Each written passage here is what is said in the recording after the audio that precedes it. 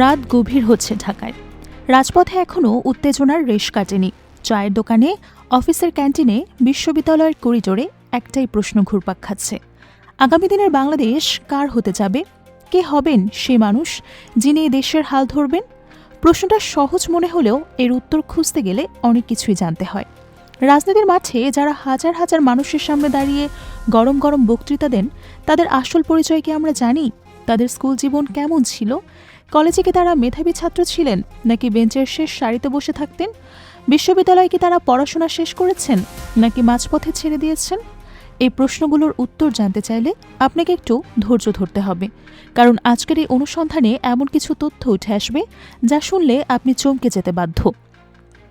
দেশের রাজনৈতিক মঞ্চে এই মুহূর্তে 4 জন হেভিওয়েট ব্যক্তিত্ব আলোচনার কেন্দ্রবিন্দুতে।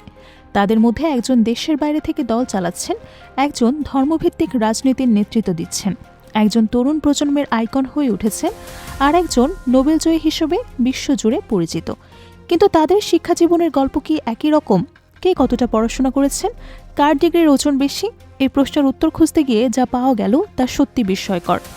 আমরা প্রথমে একটু পেছনে ফিরে তাকাই। বাংলাদেশের রাজনীতিতে শিক্ষাগত যোগ্যতার বিষয়টি কখনোই খুব বেশি আলোচনায় আসেনি। মানুষ দেখেছে নেতাদের বক্তৃতা, দেখেছে তাদের জনসংযোগ, দেখেছে তাদের দলের শক্তি, কিন্তু ক্লাসরুমে তারা কেমন ছিলেন সে প্রশ্ন কেউ তোলেনি বললেই চলে। অথচ একটু চিন্তা করলে বোঝা যায় এই তথ্যটা কতটা গুরুত্বপূর্ণ। একজন নেতার শিক্ষাগত পটভূমি তার চিন্তার ধরন নির্ধারণ করে। সে কিভাবে সিদ্ধান্ত নেবে, কিভাবে সমস্যা বিশ্লেষণ করবে, কিভাবে আন্তর্জাতিক মঞ্চে দেশের প্রতিনিধিত্ব করবে, সবকিছুতেই তার শিক্ষার ছাপ থাকে। তাহলে চলুন এবার মূল আলোচনায় ঢোকা যাক। প্রথমে যার কথা বলবো তিনি বাংলাদেশের রাজনীতির অন্যতম আলোচিত বিতর্কিত নাম। কেউ তাকে ভালোবাসেন প্রচণ্ড, কেউ আবার তীব্র সমালোচনাও করেন। তার নাম শুনলে রাজনীতির মাঠ উত্তপ্ত হয়ে ওঠে। তিনি বিএনপির ভারপ্রাপ্ত চেয়ারম্যান এবং প্রয়াত রাষ্ট্রপতি জিয়াউর রহমানের ছেলে তারেক রহমান। কিন্তু রাজনীতির এই তুমুল জনপ্রিয় বা বিতর্কিত চরিত্রের স্কুল জীবনের গল্প কি জানেন আপনি? তার ক্লাসরুমের পারফরমেন্স কেমন ছিল? তিনি কি আদৌ তার পড়াশোনা শেষ করেছিলেন? উত্তরটা জানার আগে একটু সাসপেন্স থাকুক, কারণ এই তথ্যটা জানলে অনেকেই অবাক হবেন। তারেক রহমান জন্মগ্রহণ করেছিলেন একটি রাজনৈতিক পরিবারে। তার বাবা জিয়াউর রহমান ছিলেন দেশের রাষ্ট্রপতি এবং মা বেগম খালেদা জিয়া পরে 2 বার প্রধানমন্ত্রী হয়েছিলেন। এমন একটি পরিবারে বড় হওয়া মানে ছোটবেলা থেকেই ক্ষমতার কেন্দ্রে থাকা। তার শিক্ষাজীবন শুরু হয়েছিল ঢাকার অভিজাত এলাকায়। প্রথম যে স্কুলে তিনি পড়েছিলেন সেটি ছিল BF শাহীন কলেজ। এটি ঢাকার অন্যতম নামকরা ও ঐতিহ্যবাহী শিক্ষা প্রতিষ্ঠান। সামরিক পরিবারের সন্তানরা এই স্কুলে পড়াশোনা করে থাকে। তারেক রহমানের বাবা যেহেতু সেনাবাহিনীর প্রধান ছিলেন, তাই স্কুলে তার পড়াশোনা শুরু হওয়াটা অস্বাভাবিক কিছু ছিল না। এরপর তিনি ভর্তি হন সেন্ট জোসেফ উচ্চ মাধ্যমিক বিদ্যালয়। এই স্কুলটিও ঢাকার অভিজাত স্কুলগুলোর মধ্যে একটি। খ্রিস্টান মিশনারিদের দ্বারা পরিচালিত স্কুলে শৃঙ্খলা ও মানসম্মত শিক্ষার জন্য বিখ্যাত। তবে তিনি SSC পাশ করেন ঢাকা রেসিডেন্সিয়াল মডেল কলেজ থেকে। এই প্রতিষ্ঠানটি দেশের সবচেয়ে মেধাবী ছাত্রদের জন্য পরিচিত। আবাসিক সুবিধাসহ এই কলেজে পড়তে পারাটা সে সময় বেশ গৌরবের বিষয় ছিল। মাধ্যমিক পাশ করার পর তারেক রহমান ভর্তি হন আদমজী ক্যান্টনমেন্ট কলেজে।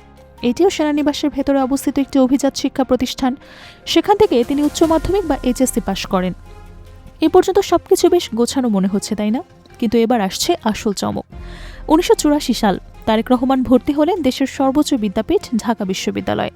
বিষয় হিসেবে বেছে নিলেন আইন। রাজনীতি করতে গেলে আইনের জ্ঞান থাকাটা বেশ কাজে আসে। একজন ভবিষ্যতের রাজনীতিবিদ হিসেবে এই সিদ্ধান্তটি ছিল বুদ্ধিমানের মতো। তারেক রহমান ঢাকা বিশ্ববিদ্যালয়ের আইন বিভাগে মাত্র 2 বছর পড়েছিলেন। দ্বিতীয় বর্ষে থাকতেই তিনি পড়াশোনা ছেড়ে দেন, অর্থাৎ তিনি তার স্নাতক ডিগ্রি সম্পন্ন করেননি। এই তথ্যটা অনেকের কাছেই হয়তো নতুন। দেশের অন্যতম বড় রাজনৈতিক দলের প্রধান যিনি হতে চলেছেন, তার বিশ্ববিদ্যালয়ের পড়াশোনা অসম্পূর্ণ। তাহলে তিনি কেন পড়াশোনা ছাড়লেন? এই প্রশ্নের উত্তর খুঁজতে গেলে দেখা যায় তিনি ব্যবসা এবং রাজনীতিতে পুরোপুরি মনোযোগ দিতে চেয়েছিলেন।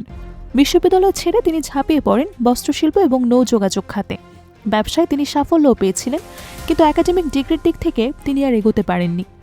এখন প্রশ্ন হলো, একজন মানুষ যিনি নিজের বিশ্ববিদ্যালয়ে পড়া শেষ করেননি, তিনি কি দেশ চালাতে পারবেন?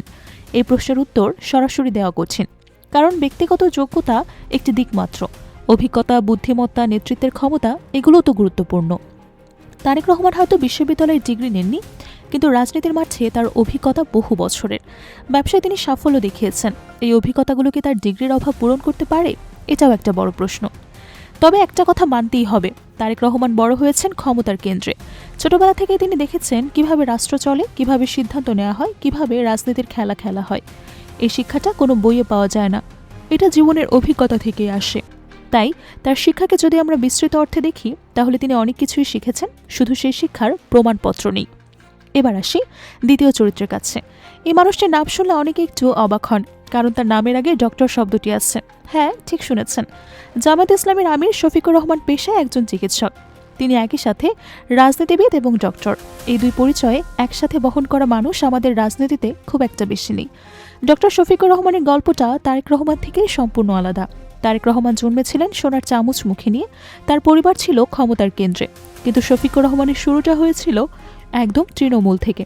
তিনি বড় হয়েছেন গ্রামে, তার স্কুল জীবন কেটেছে মফস্বলের ধুলোমাখা রাস্তায়। 1974 সাল, বাংলাদেশ তখন সদ্য স্বাধীন, দেশে দুর্ভিক্ষ চলছে, মানুষ না খেয়ে মরছে। সে কঠিন সময়ে শফিকুর রহমান এসএসসি পাশ করেন স্থানীয় বরংচাল উচ্চ বিদ্যালয় থেকে। এটি কোনো নামকরা স্কুল না, সাধারণ একটি গ্রামের স্কুল, কিন্তু মেধা থাকলে জায়গা কোনো বাধা হয় না। শফিকুর রহমান প্রমাণ করেছিলেন তিনি মেধাবী। এসএসসি পাশের পর তিনি ভর্তি হন সিলেটের ঐতিহ্যবাহী এমসি কলেজে। মুরারি চাঁদ কলেজ নামেও পরিচিত এই প্রতিষ্ঠানটি সিলেট বিভাগের সবচেয়ে পুরনো এবং সম্মানিত কলেজগুলোর একটি। 1976 সালে তিনি সেখান থেকে এইচএসসি পাশ করেন। এ পর্যন্ত তার যাত্রা ছিল একজন সাধারণ মেধাবী ছাত্রের মতোই, কিন্তু এর পরপরই তার জীবনে একটি বড় মোড় আসে। তিনি ভর্তি হন সিলেট মেডিকেল কলেজে। চিকিৎসাবিদ্যা পড়া সহজ কথা না, এই বিষয়ে ভর্তি হতে গেলে আগে প্রচুর ভালো ফলাফল করতে হয়, তারপর কঠিন ভর্তি পরীক্ষায় উত্তীর্ণ হতে হয়। শফিকুর রহমান সেই বাধা অতিক্রম করেছিলেন। মেডিকেল কলেজে পড়াশোনা মানে 5 বছরের দীর্ঘযাত্রা। প্রতিদিন ঘন্টার পর ঘন্টা বই পড়া, শরীরের প্রতিটা অঙ্গ প্রত্যঙ্গ চেনা, রোগের কারণ বোঝা, ওষুধের নাম মুখস্থ করা, অপারেশন শেখা, মানুষের জীবন মরণের মধ্যে কাজ করা, এই সব কিছু একজন মেডিকেল ছাত্রকে শিখতে হয়। শফিকুর রহমান এই কঠিন পথটাই বেছে নিয়েছিলেন এবং সফলভাবে পার করেছিলেন। 1973 সালে তিনি এমবিবিএস ডিগ্রি অর্জন করেন, অর্থাৎ তিনি একজন পূর্ণাঙ্গ ডক্টর হয়ে বের হন। এই ডিগ্রি পেতে তাকে প্রায় 7 বছর ধরে পড়াশোনা করতে হয়েছে। এখানে তারেক রহমানের সাথে তার একটি বড় পার্থক্য চোখে পড়ে। তারেক রহমান যেখানে বিশ্ববিদ্যালয়ের পড়া মাঝপথে ছেড়ে দিয়েছিলেন, সেখানে শফিকুর রহমান দীর্ঘ 7 বছর ধরে কঠিন পড়াশোনা করে ডক্টর হয়েছিলেন। কিন্তু শুধু পড়াশোনাই তার একমাত্র পরিচয় ছিল না। মেডিকেল কলেজে পড়ার সময়ে তিনি ছাত্র রাজনীতিতে জড়িয়ে পড়েন। মজার বিষয় হলো, তার রাজনীতির শুরুটা ইসলামী ছাত্র সংগঠন দিয়ে হয়নি। তিনি প্রথমে যুক্ত ছিলেন জাসদ ছাত্রলীগের সাথে। জাসদ মানে জাতীয় সমাজতান্ত্রিক দল, এটি ছিল বামপন্থী রাজনীতির একটি দল, অর্থাৎ তার রাজনৈতিক যাত্রা শুরু হয়েছিল সম্পূর্ণ ভিন্ন আদর্শে। পরে তিনি ইসলামী ছাত্র শিবিরে যোগ দেন এবং সিলেট মেডিকেল কলেজ ছাত্র শিবিরের সভাপতি হন। এই অভিজ্ঞতা তাকে সংগঠন পরিচালনা শিখিয়েছেন। একই সাথে কঠিন পড়াশোনা এবং ছাত্র রাজনীতি দুটোই সমালোচনা সামলানোর সহজ কাজ নয়, কিন্তু তিনি সেটাও করেছেন। ডক্টর হওয়ার পর তিনি চিকিৎসা সেবা দিয়েছেন, পাশাপাশি ব্যবসাও করেছেন, এমনকি মেডিকেল কলেজও প্রতিষ্ঠা করেছেন। শিক্ষা বিস্তারেও সে অনেক বেশি অবদান রেখেছেন।